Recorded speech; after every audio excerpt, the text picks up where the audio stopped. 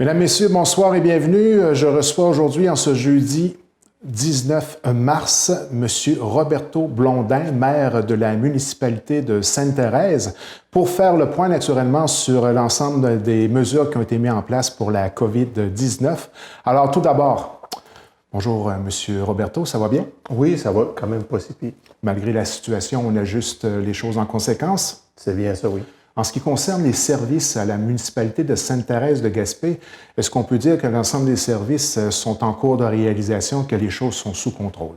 Les choses sont sous contrôle à la ville de Sainte-Thérèse, mais on tient à avertir le monde là, pour commencer. On sait que le gouvernement provincial nous a demandé d'avoir un accès limité au monde, de ne pas se tenir ensemble.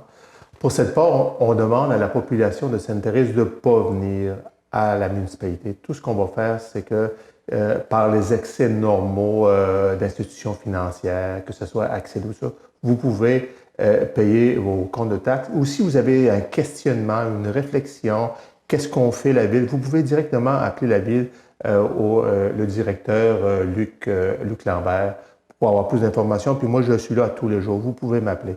On va prendre en note ce que vous avez besoin puis qu'est-ce qu'on est capable de faire.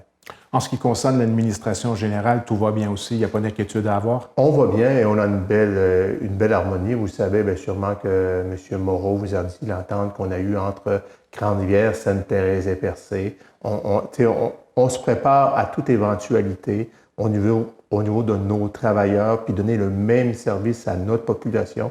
Grande-Rivière, Sainte-Thérèse et Percé, on a une très belle collaboration au niveau municipal puis au niveau des maires aussi. Donc, on met tout en œuvre pour donner le même service à notre population. En ce qui concerne plus particulièrement les loisirs et la culture, c'est un peu le même mot d'ordre pour l'ensemble du territoire. Tout est en pause pour le moment? Bien, c'est ça. On suit les directives gouvernementales. On sait que Sainte-Thérèse de Gaspé, l'OTJ est fermé. On sait que le Pont-Rouge est fermé, puis la Petite-Chapelle aussi. Le Pont-Rouge et la Petite-Chapelle permettent que tu ailles faire du ski ou de la raquette. Autrement dit, M. Aucoeur laisse ces pistes de ski sont ouvertes. Donc, si tu veux faire de l'activité, tu es capable d'y aller. Oui. Puis il y a aussi la Petite-Chapelle au niveau de la raquette puis de la marche. Tu es capable d'aller profiter du plein air dans le bourg. Donc, c'est des facteurs parce qu'il ne faut pas oublier qu'il y a plusieurs mondes qui sont confinés, qui ne veulent pas sortir, qui ne veulent pas rencontrer du monde. Donc, je pense que la forêt, c'est le meilleur monde, la meilleure place pour prendre une source d'énergie, prendre le grand air. Oui. Et puis un peu décompresser. C'était même souligné par M. Legault qu'on n'est pas encore dans une situation où on ne peut pas aller à l'extérieur, prendre de l'air et puis changer les idées un peu. C'est même quelque chose qui est mis de l'avant, qui est conseillé. Là. Oui, c'est en plein ça. Puis les organismes comme le Pont-Rouge, la Petite-Chapelle ou l'OTJ ont participé tout de suite après ça. Puis on sait que les bingos sont annulés aussi. Là. Oui, bingo en salle. Oui, le bingo en salle avec le nombre de personnes âgées. Je pense que la meilleure option, c'est le bingo de la télé communautaire. Oui, bingo média, c'est une autre façon de faire qui est d'autant plus nécessairement plus sécuritaire parce que c'est pas un nombre de personnes trop élevé qui se retrouvent dans un même endroit, tout simplement. C'est en plein ça. Puis vous avez mis des mesures en place, tout ça. Vous. Exactement, pour protéger la clientèle le mieux possible. En ce qui concerne maintenant le domaine des pêches, Sainte-Thérèse, c'est la capitale nationale de la pêche du crabe. On sait que d'ici 2-3 semaines, la pêche au crabe va débuter. Est-ce que déjà on commence à mettre les choses en place pour s'assurer que tout va bien aller? Au moment où on se parle, est-ce qu'il y a des annonces qui pourraient faire en sorte que la pêche soit retardée ou qu'il puisse y avoir des problèmes au niveau de l'opération de l'usine en tant que telle? Bien, vous savez que Sainte-Thérèse de Gaspé et Grande-Rivière, nous transformons 80 des ressources au niveau du crabe, des neiges, au niveau du poisson de fond et du homard. Donc, nos industriels travaillent fort, travaillent d'arrache-pied pour faire en sorte qu'il y ait une saison. Puis jusqu'ici, la saison n'est pas compromise. C'est sûr que vous devez penser que dans le domaine de l'industrie de la pêche, c'est l'offre et la demande. C'est sûr qu'il va y avoir, avec l'offre et la demande, il va y avoir une variation des prix à la capture. Mais la transformation, tout ce qui est transformation, travailleurs d'usine, n'est pas compromis. À l'instant où on se parle, les industriels travaillent fort pour aller chercher le maximum de contrats à l'extérieur puis pour faire travailler leur monde.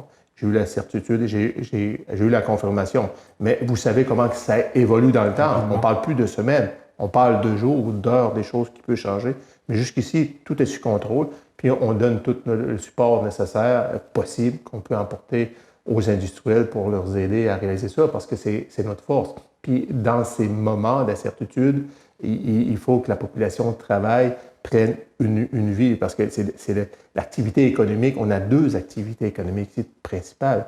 Il y a d'un côté la pêche, de l'autre côté le tourisme, qui fait en sorte que notre région, depuis les dernières années, ont bénéficié vraiment d'un boom économique. Mm-hmm.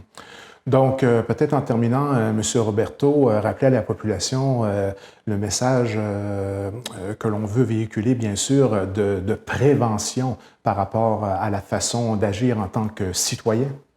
Bien, je vais avoir un message à passer auprès des résidents de la municipalité de Sainte-Thérèse de Gaspé. Écoutez, comme Monsieur le Premier ministre du Québec, M. Legault, a dit, c'est important de faire le moins de visites possibles aux personnes âgées. Vous savez qu'il y a un risque accru pour les personnes âgées de 70 ans et plus, puis de tout le monde en général. Aussi de limiter vos transports puis vos déplacements. C'est très important ici. Comme je vais redire ce que Legault a dit, mais quand même, c'est important de le dire. C'est important pour une chose. On sait qu'au national, on a TVA, on a Radio-Canada, RDI, LCN. Ici, on a notre TV communautaire qui va vous informer au fur et à mesure de ce qui va se passer. Puis on est content d'avoir cette moyen de diffusion pour vraiment dire ce qu'on a à dire à notre population. Donc, c'est très important de limiter vos transports. C'est très important de limiter, d'aller voir les personnes que vous connaissez, passer par Skype ou bien FaceTime ou bien le téléphone, mais de diminuer l'aspect contact au niveau des personnes. Parce qu'il ne faut pas oublier que pendant ce 15 jours-là qu'il va y avoir, puis peut-être une autre semaine, c'est ça qui va structurer, qui va vraiment trouver les personnes qui sont contaminées pour les éloigner, pour les soigner, pour qu'ils guérissent, puis en même temps pour protéger le monde qui ne sont pas malades. Donc, plus vite que ça va être fait, plus vite qu'on va sortir de cette crise-là, c'est très important. Donc, je demande un geste de civisme pour toute la population de ma municipalité et de la MRC. Prenez soin de vos enfants. Parlez à vos parents. Appelez-les. Si vous n'avez pas de symptômes, occupez-vous des personnes âgées qui ne peuvent pas sortir pour aller faire leur épicerie, pour aller chercher leurs médicaments, pour aller faire des choses. Mettez-vous des moyens de sécurité pour aller transporter ça, mais surtout ne les laissez pas sortir de leur appartement pour aller faire soit à l'épicerie, soit à la pharmacie. Soyez le bon samaritain des personnes âgées. Puis assurez-vous de passer du bon temps. Expliquez aux enfants aussi qui voient ça aller puis qui ne comprennent pas trop tôt. Ils écoutent LCN, ils écoutent Radio-Canada, puis tu sais, là, il y a des enfants que ça peut leur apporter une incertitude. Prenez le temps d'expliquer à vos enfants que c'est quelque chose qu'on va passer ensemble, unis, puis qu'on va passer à travers cette crise-là. Puis j'ai confiance au monde de Sainte-Thérèse et à la population de la MRC. Puis dites-vous que présentement, en tout cas, mon opinion personnelle, on est mieux dans la MRC Rochette-Percé qu'être en plein cœur de Montréal. On a une qualité de vie, on a une qualité d'air, on a un réseau d'amis, de famille qui peut nous aider. Contrairement à ce qu'on disait, les villes, il y a plein d'activités à faire, il n'y en a plus d'activités. Tout est fermé.